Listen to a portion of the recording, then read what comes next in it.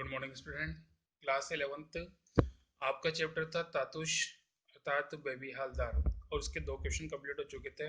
Third question है, इस part में घरों में काम करने वालों के जीवन की कठिनाइयों का पता चलता है। घरेलू नौकरों की और उनकी समस्याओं के किन समस्याओं को सामना करना पड़ता है, इस पर विचार व्यक्त कीजिए। इस पार्ट में घर में काम करने वालों के जीवन की अनेक जटिलताओं का पता चलता है। जैसे फर्स्ट, घरेलू नौकरों की आर्थिक सुरक्षा नहीं मिलती। उन्हें नौकरी कभी भी खत्म हो सकती है।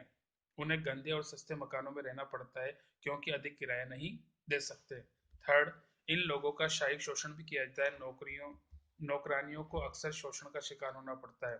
फोर्थ, इन लोगों के साथ मकान मालिक अशिष्ट व्यवहार करते हैं। फिफ्थ, बेबी की तरह इन्हें सुबह से देर रात तक काम करना पड़ता है। अन्य समस्याएं, अपूर्ण भोजन और दवाइयों के अभाव में अक्सर बीमार पड़ते हैं। सेकेंड, धन के अभाव में इनके बच्चे अशिक्षित रह जाते हैं और कम उम्र में ही उन्हें दूसरों के काम करना पड़ता है। वे अक्सर आर्थिक संकट में फंसे रहते हैं। नेक्स्ट क्वेश्चन, आलू अंधारी बेबी के व्यक्तिगत समस्याओं के साथ कई सामाजिक मुद्दों को समेटे हुए इन्हीं दो सामाजिक समस्याओं को इस पाठ के आधार पर बताइए।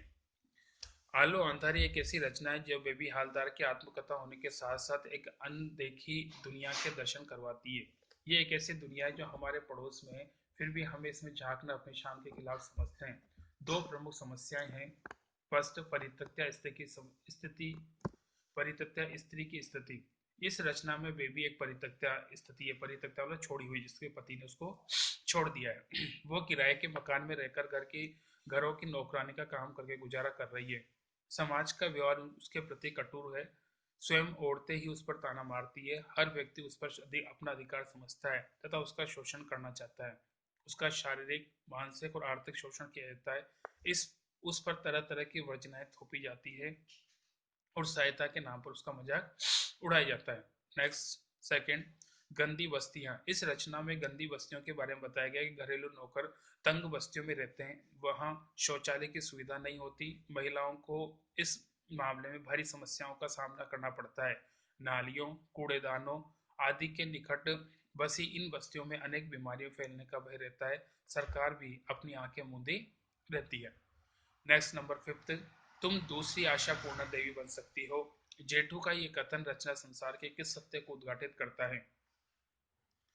जेठू का ये कथन कि परिस्थितियां चाहे कितनी भी विकट क्यों न हो, मनुष्य की इच्छा शक्ति से अपने लक्ष्य को प्राप्त कर सकता है। आशापूर्णा देवी भी एक काम गृहिणी थी। वे सारा दिन करके कामकाज में व्यस्त रहती थी, परंतु वे लेखन में रुचि रखती थी। परिवार के सो जाने के बाद वे स्वयं लिखती थी और लिखते लिखते विश्व प्रसिद्ध कथाकार बन गई। बेबी की स्थिति उससे भी खराब है। वो आर्थिक संकट से त्रस्त है, फिर भी वो निरंतर लिखकर अपनी शैली को सुधार सकती है। वह थोड़ा समय निकाल कर लिख सकती है। इस तरह वह प्रसिद्ध लेखिका बन सकती है। क्वेश्चन नंबर 6 है, बेबी की जिंदगी में तातुश का परिवार न आया होता तो उसका जीवन कैसा होता, कल्पना कीजिए और लिखिए। तातुश के संपर्क में आने से पहले बेबी को कई घरों में काम कर चुकी थी। उसका जीवन कष्टों से भरा हुआ था। तातुश के परिवार में आने के बाद उसे आवास, वित्त, भोजन आदि की समस्याओं से राहत मिली। यहाँ उसके बच्चों को पालन पोषण ठीक ढंग से होने लगा। यदि उसकी जिंदगी में तातुश का परिवार न आया था तो उसका जीवन अंधकार में होता। उसे गंदी बस्ती में रहने के लिए योजना पड़ता। उसके बच्चों को शिक्षा शायद ही नसीब हो पाती, क्योंकि उसके पास आय के सीमित स्रोत थे। बच्चे या तो आवारा बन जाते या बाल मजदूर बनते। अकेली औरत होने के कारण उसे समाज के लोगों के साथ अश्लील व्यवहार का भी सामना करना पड़ता, अपितु उसे आवारा लोगों के शोषण का शिकार भी होना पड़ सकता था। बड़ा लड़का तो शायद मिल ही नहीं पाता। उसके पिता भी उसे याद नहीं करते और माँ की मृत्यु का समाचार भी नहीं मिलता। इस तरह बेबी के जीवन चुनौतीपूर्ण और अंधकार में होता। बाकी नेक्स्ट है।